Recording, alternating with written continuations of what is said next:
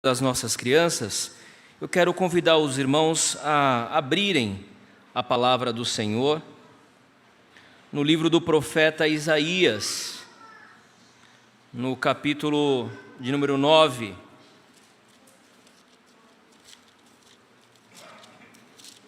Nós faremos a leitura dos versos de 1 a 7. Isaías, capítulo 9, versículos de 1 a 7, nos diz assim a palavra do nosso Deus: Mas para a terra que estava aflita, não continuará a obscuridade. Deus, nos primeiros tempos, tornou desprezível a terra de Zebulon e a terra de Naphtali, mas nos últimos tornará glorioso o caminho do mar, além do Jordão, Galiléia dos gentios. O povo que andava em trevas viu grande luz, e aos que viviam na região da sombra da morte, resplandeceu-lhes a luz. Tens multiplicado este povo, a alegria lhe aumentaste. Alegrem-se eles diante de ti, como se alegram na ceifa e como exultam quando repartem os despojos. Porque tu quebraste o jugo que pesava sobre eles, a vara que lhes feria os ombros, e o cetro do seu opressor, como no dia dos midianitas. Porque toda bota com que anda o guerreiro no tumulto da batalha, e toda veste revolvida em sangue serão queimadas, servirão de pasto ao fogo. Porque um menino nos nasceu, um filho se nos deu.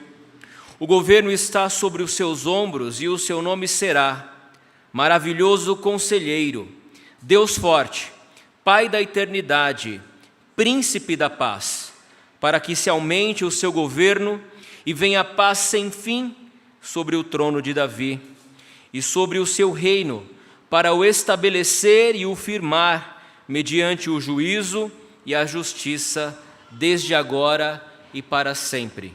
O zelo do Senhor dos exércitos fará isto. Vamos orar.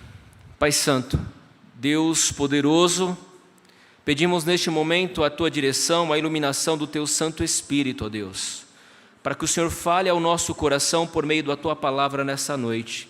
Traga luz, conforto e consolo, ó Deus, com a Tua palavra que será pregada neste momento e cantada pelas nossas crianças logo mais adiante. Ó Deus, ilumina, Senhor, os nossos pensamentos, corações e abra as nossas mentes para ouvirmos a Tua voz neste momento. Em o nome de Jesus. Amém. Luz. O que é luz? Segundo o modo de vista da ciência, a luz, ou a luz visível, é uma radiação eletromagnética dentro da parte do espectro, que é percebida pelo olho humano. A luz visível é geralmente definida como tendo comprimento de onda na faixa de 400 a 700 nanômetros, entre o infravermelho, com comprimentos de ondas mais longos, e o ultravioleta, com comprimentos de ondas mais curto. E este comprimento de onda significa uma faixa de frequência de aproximadamente 430 a 750 terahertz. As propriedades primárias da luz visível são a sua intensidade, a sua direção de propagação, o seu espectro ou frequência, ou o seu comprimento de onda, que nós chamamos de polarização, bem como a sua velocidade no vácuo, que corresponde a 299.792.458 metros por segundo. É uma das constantes fundamentais da natureza. A principal fonte de luz que nós temos na Terra é o Sol. Historicamente, outra fonte importante de luz para os humanos tem sido o fogo, desde as antigas fogueiras até as modernas lâmpadas de querosene, e com o desenvolvimento das luzes elétricas e sistemas de energia, a iluminação elétrica tem se substituindo efetivamente a luz do fogo. Mas o fato é que a raça humana depende de luz para sobreviver. Na obra As Crônicas de Nárnia, de C.S. Lewis, nós vemos um momento mágico quando um grupo de pessoas chegam a um lugar vazio, escuro, um mundo onde nada existia, onde existia somente o nada, e começa então a despontar um novo mundo ao som de uma bela canção. E aquilo que era escuro começa a tomar forma, começa a ter luzes piscantes, era a criação de Nárnia. Segundo o próprio autor, ele descreve da seguinte forma: a escuridão em cima cintilava de estrelas. Elas não chegaram devagar, uma por uma, como fazem nas noites de verão. Um momento antes, nada havia lá em cima, só a escuridão. Num segundo, milhares e milhares de pontos de luz saltaram. Estrelas isoladas, constelações, planetas, muito mais reluzentes e maiores do que o do nosso mundo. As novas estrelas e as novas vozes surgiram exatamente ao mesmo tempo. O céu do Oriente passou de branco para rosa e de rosa para dourado. A voz subiu e subiu até que todo o ar vibrou com ela. E quando atingiu o mais potente e glorioso som que já haviam ouvido, o sol nasceu. A terra agora tinha muitas cores, cores novas, cores quentes, cores brilhantes, que faziam a gente exaltar de alegria, até que se visse o próprio cantor. O cantor era um leão enorme, peludo e luminoso, e ele estava lá, de frente para o sol que nascia, com a boca aberta, em pleno canto, ali estava ele. Essa é a descrição da criação de Nárnia, onde tudo tomou forma, onde tudo tomou luz, quando o leão começou a cantar, trazendo a existência e a luz para o mundo que jazia nas trevas. Teologicamente, a luz tem um significado todo especial. E o que deixa essa época do ano tão mágica, tão encantadora, como o Alex mencionou pela manhã, é de fato essas luzes piscantes que enfeitam as ruas, enfeitam as casas, enfeitam os postes, enfeitam os ônibus e tudo fica mais iluminado. As luzes piscantes se espalham pela cidade e transformam o cenário cinzento dessa selva de pedras em que vivemos num misto de brilho, de beleza que enche os nossos olhos e aquece os nossos corações. Mas que luz mágica será essa que transforma tudo em nossa volta? Que luz mágica será essa que aquece o nosso coração?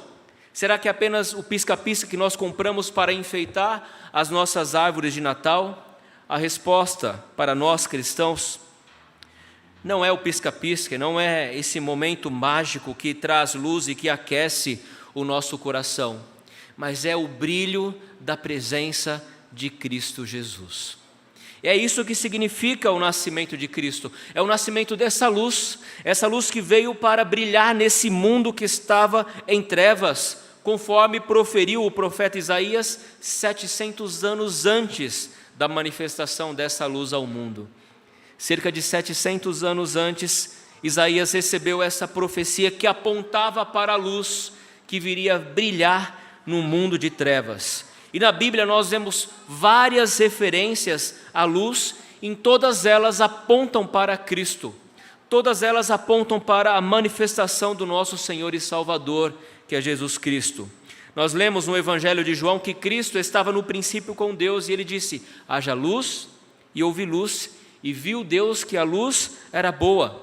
No Evangelho de João diz que no princípio era o Verbo, e o Verbo estava com Deus, e o Verbo era Deus. Diz ainda que a vida estava nele, e a vida era a luz dos homens.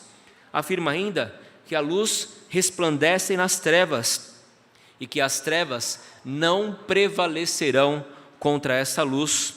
Diz que Cristo é a verdadeira luz que veio ao mundo e ilumina a todos.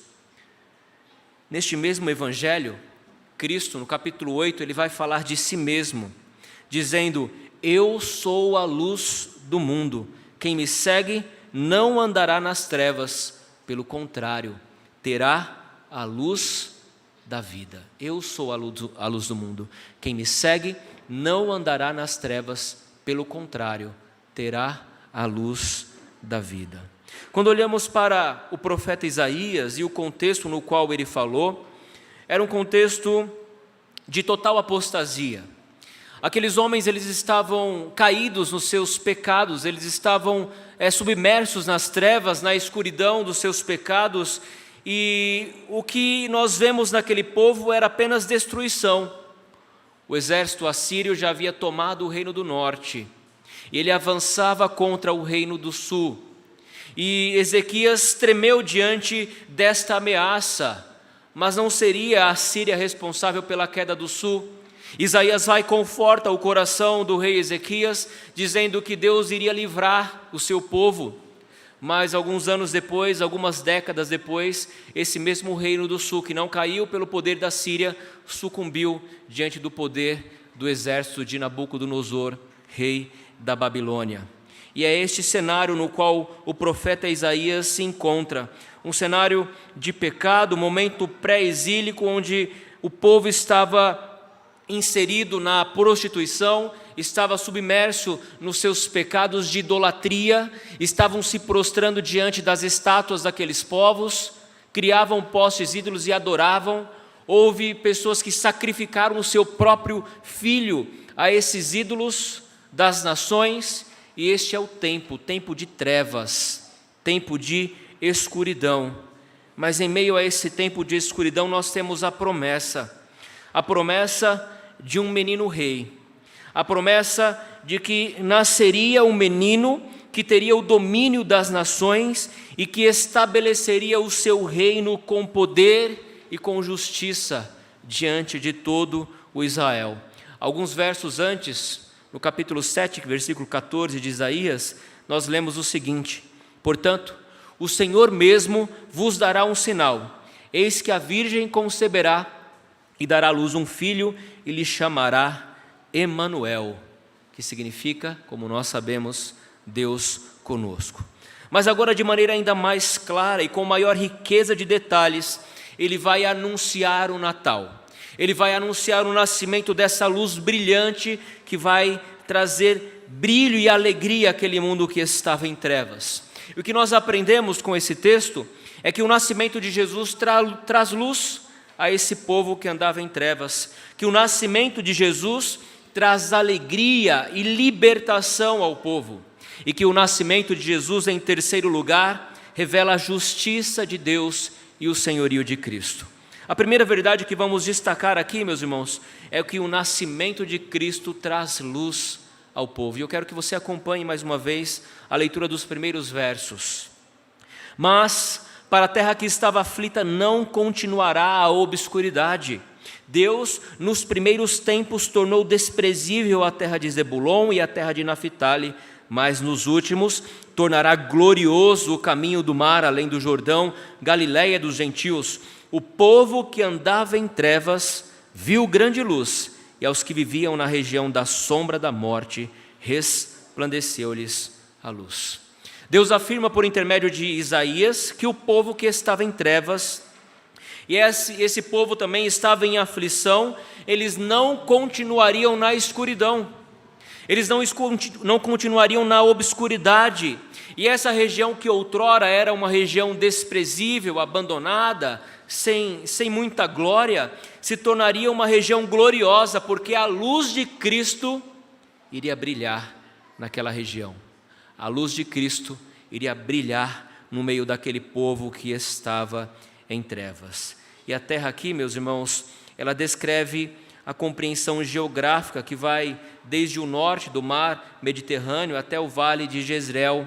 Essa região sempre foi uma região de grande confusão, de grandes conflitos entre arameus, hebreus e hititas, entre os povos que habitavam a Mesopotâmia, e era uma região de constantes guerras. Mas esse povo que estava em trevas viria o brilho de Cristo reinando e trazendo luz para aquele povo. O povo que andava em trevas viu grande luz, e aos que viviam na região da sombra da morte resplandeceu-lhes a luz. A luz, meus irmãos, quando nós olhamos para a Bíblia, sempre esteve associada à presença de Deus. Dizemos que trevas é nada mais, nada menos do que a ausência de luz.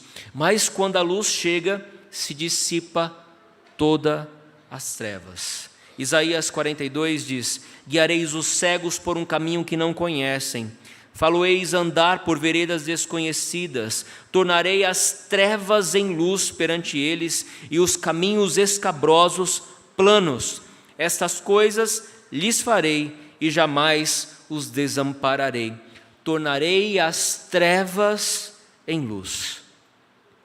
Certamente, quando nós olhamos para alguns momentos da nossa vida, momentos que passamos de dificuldade, nós nos vemos em meio às trevas e não conseguimos enxergar a luz no fim do túnel. Esses momentos de angústia nos tira a paz, tira o nosso sono, faz com que o nosso coração treme e choramos diante de alguns momentos como esses em que não enxergamos a luz. Todo mundo já passou por momentos de trevas, momentos terríveis de angústias que apertam de fato a nossa alma, mas aqui há uma palavra de esperança. E se você está em trevas nesse momento, saiba que há esperança, desde que a luz de Cristo brilhe em sua vida. Essa é a esperança. João 1, 4 e 5 diz que a vida estava nele, e a vida era a luz dos homens. Diz que a luz resplandece nas trevas, e as trevas não prevaleceram contra ela.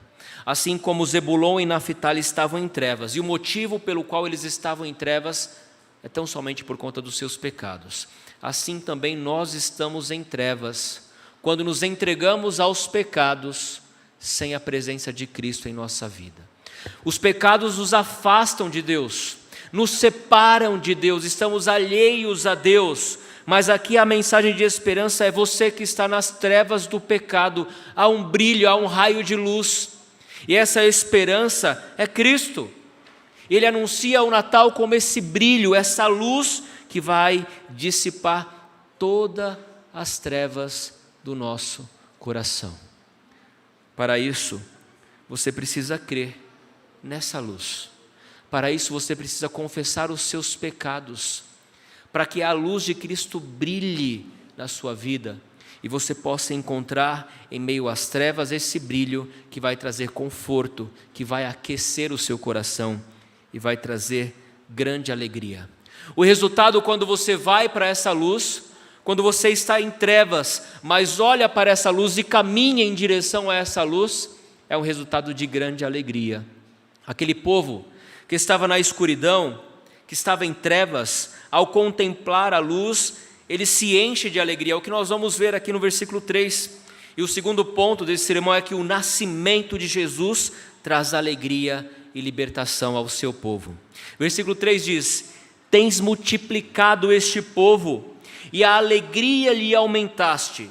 Alegrem-se eles diante de ti, como se alegram na ceifa, como exultam quando repartem os despojos, porque tu quebraste o jugo que pesava sobre eles, a vara que lhes feria os ombros, e o cetro do seu opressor, como no dia dos midianitas. Porque toda bota com que anda o guerreiro no tumulto da batalha, e toda veste revolvida em sangue, serão queimadas e servirão de pasto ao fogo. Sabem qual é o motivo de tanta alegria para este povo? É porque a luz brilhou sobre eles. E não apenas isso, quando essa luz chega e com o seu brilho irradia sobre aquele povo, há uma coisa grandiosa que Deus opera no meio do seu povo. O texto diz: porque tu quebraste o jugo que pesava sobre eles. O povo de Judá obviamente entendia essa profecia apenas dentro do contexto de libertação política, mas o sentido é que todos nós estamos oprimidos diante dos nossos pecados. Todos nós vivemos aflitos diante desse cetro opressor do nosso inimigo, que é o nosso próprio eu, é o nosso próprio egoísmo, é uma vida sem Deus, é uma vida regada pelos prazeres do mundo, da carne, ou pelos prazeres que o mundo oferece.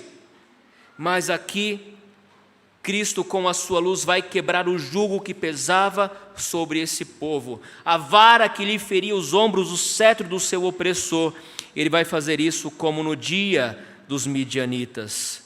Meus irmãos, nós muitas vezes vivemos em constante guerra, batalhas que nós perdemos quando travamos sozinhos. Batalhas que nós não conseguimos vencer a luta contra o pecado através das nossas próprias forças. Você diz, eu quero mudar, mas você não consegue. Você diz, eu quero abandonar este pecado, mas eu não consigo. Esse pecado está sempre diante de mim. E enquanto você lutar com as suas próprias armas, você vai perder essa batalha. Mas se você se submeter a essa luz e permitir que Cristo vença essa batalha por você, você será vitorioso. Porque não é você, não é as suas próprias forças, não é o seu poder de lutar contra o pecado que vai vencer, mas é a sua confiança em Cristo que tornará você um vencedor. E em Cristo sim, nós somos mais que vencedores. Este menino rei se levantará de tal forma que quebrará o jugo que pesava sobre nós. Sabe por quê? Porque o próprio Cristo, como nós cantamos, Ele tomou sobre si as nossas dores, as nossas enfermidades, os nossos pecados, Ele carregou sobre si o peso, a culpa, tudo aquilo que nos oprimia sem Cristo, Ele tomou sobre si quando Ele morreu na cruz, quando Ele derramou o seu sangue limpo, puro, para nos perdoar e nos livrar de todo o pecado. E quando Ele faz isso, Ele põe fim à guerra que nós travamos. Porque toda bota com que anda o guerreiro no tumulto da batalha, e toda veste revolvida em sangue serão queimadas, e servirão de pasto ao fogo.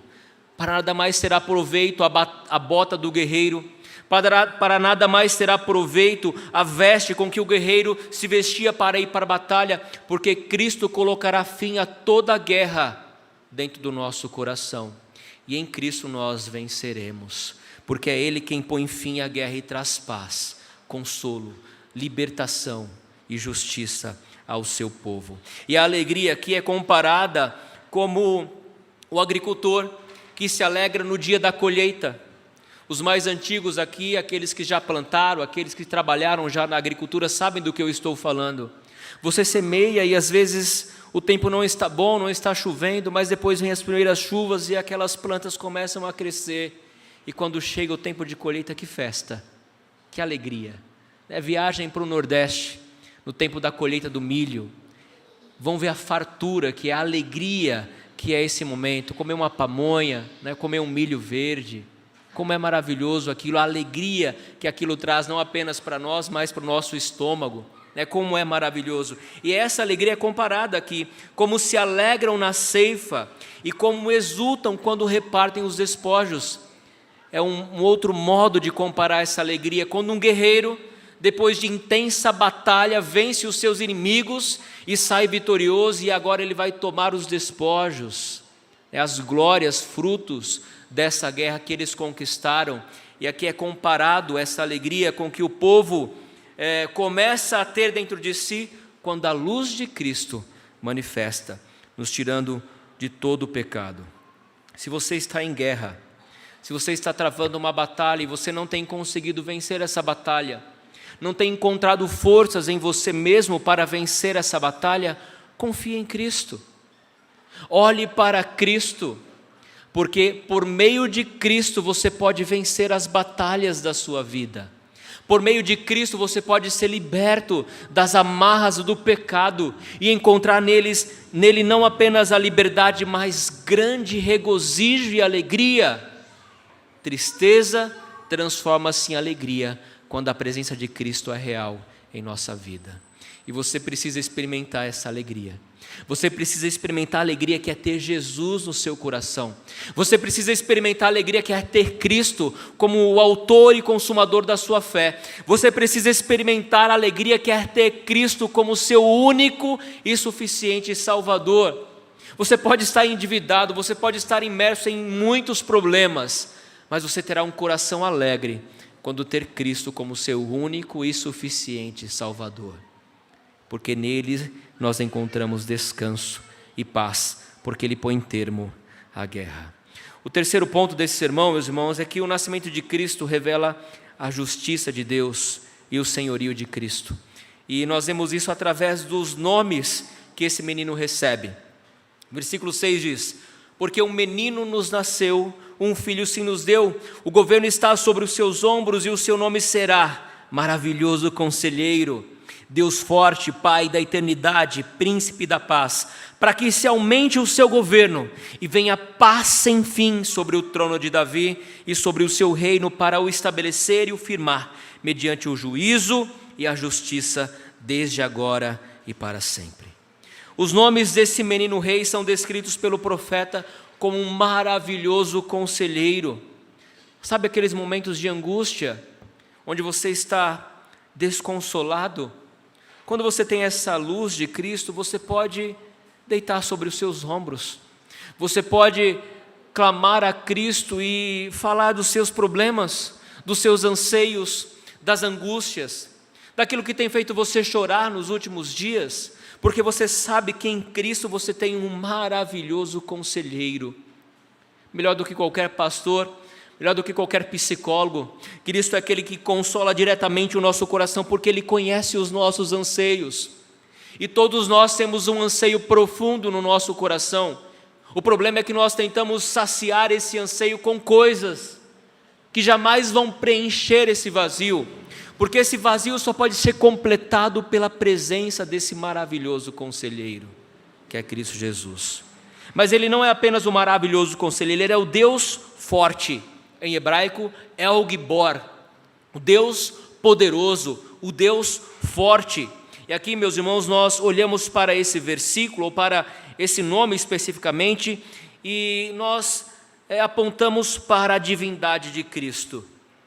Cristo, esse menino que haveria de nascer, seria um maravilhoso conselheiro, mas seria também o El Gibor, ou seja, o Deus poderoso, o Deus forte. Maior do que as nossas lutas, maior do que os nossos problemas, é esse Deus forte que nos consola. Às vezes nós olhamos para as circunstâncias das nossas vidas, para as circunstâncias do nosso país, para os problemas políticos que nos cercam, para os problemas familiares, e pensamos que não há solução. Mas você precisa se lembrar que você tem um Deus forte, um Deus poderoso, um Deus que é mais poderoso do que qualquer coisa, um Deus onde nada é impossível, um Deus que faz tudo parecer fácil, porque Ele é o Deus Todo-Poderoso. E é esse menino rei que é chamado aqui de o Deus forte. Além disso, Ele é chamado de o Pai da eternidade. O menino rei agora é apontado como um pai, porque como um pai que consola o filho, Ele há de consolar a nação de Israel, e há de consolar por toda a eternidade, não apenas por um instante, mas por toda a eternidade, o povo que se achegar a Ele e o reconhecer como o único e suficiente Salvador. Mas Ele é chamado também aqui de o Príncipe da paz. E esse é um dos grandes propósitos para o qual Cristo nasceu. Por que Cristo nasceu? Cristo nasceu para estabelecer a paz entre nós e o nosso Deus. Ele mesmo disse a respeito de si, dizendo que Ele é o único caminho, a verdade e a vida, e ninguém vai ao Pai senão por meio de Cristo. Cristo, portanto, é esse meio, o único caminho pelo qual nós podemos encontrar a paz com Deus. Enquanto nós não estabelecemos paz com Deus, nós viveremos em guerra. Guerra com Deus, guerra conosco mesmo, guerra com o nosso próximo. Mas quando nos submetemos ao senhorio de Cristo, esse príncipe da paz derramará o seu consolo eterno. Conforme o mesmo Isaías diz um pouco mais adiante, no capítulo 53, o castigo que nos traz a paz estava sobre ele, e pelas suas pisaduras nós somos sarados. No nascimento de Cristo, os anjos cantaram glorificando a Deus, dizendo: glória a Deus nas maiores alturas e paz na terra entre os homens a quem Ele quer bem. É para isso que Cristo veio, para trazer paz ao nosso coração, para trazer descanso ao nosso coração. Nós vemos um mundo em trevas em Isaías, mas nós vemos uma luz brilhando, irradiando e dissipando todas as trevas. E nós vemos que essa luz, quando ela começa a brilhar com a sua intensidade, ela traz alegria aos nossos corações, porque Ele nos liberta, porque Ele traz a paz para o povo que estava em aflição. Hoje, atentem para o que eu estou falando, irmãos, isso é muito importante. Hoje, essa luz está manifestando a você. Hoje, a luz de Cristo brilhou não em Zebulon, não em Naftali, não nas terras da Galileia, mas ela está brilhando hoje aqui, na Igreja Presbiteriana do Jardim Marilene. E essa luz está brilhando para que você possa crer. E ao crer, essa luz iluminará o seu coração, aquecerá a sua alma, e você vai encontrar a paz que tanto o seu coração anseia, quando permitir que essa luz brilhe inteiramente dentro de você. Portanto, deixe essa luz nascer em seu coração. Cristo nasceu há mais de 2000 anos atrás, simbolizado aqui por essa luz, mas Ele nasce dia após dia no coração de todo aquele que crê, de todo aquele que confessa os seus pecados e crê em Cristo como o único e suficiente Salvador. Apenas 2 caminhos: o caminho da luz, que é o caminho da paz, da comunhão e da reconciliação com Deus, e o caminho das trevas, que aponta para a morte. E não sou eu que estou dizendo isso, mas é a palavra de Deus. João 3,18 diz: quem nele crê, em Jesus Cristo, não é julgado, mas o que não crê já está julgado, porquanto não crê no nome do unigênito Filho de Deus. E o julgamento é este, que a luz veio ao mundo, e os homens amaram mais as trevas do que a luz, porque as suas obras eram más. Pois todo aquele que pratica o mal aborrece a luz e não se chega para a luz, a fim de não serem arguidas as suas obras. Mas quem pratica a verdade aproxima-se da luz, a fim de que as suas obras sejam manifestas, porque são manifestas em Deus. A luz está diante de vocês nessa noite, e o meu apelo é: venham para essa luz, venham se aquecer diante dessa luz. Abandonem o caminho das trevas e corram para a luz, que é Cristo Jesus. Atentem para o convite glorioso que o próprio Cristo faz: eu sou a luz do mundo, quem me segue não andará nas trevas, pelo contrário, terá a luz da vida. Que a luz da vida brilhe em cada coração nessa noite. Que Deus os abençoe em nome de Jesus. Neste momento nós ouviremos as crianças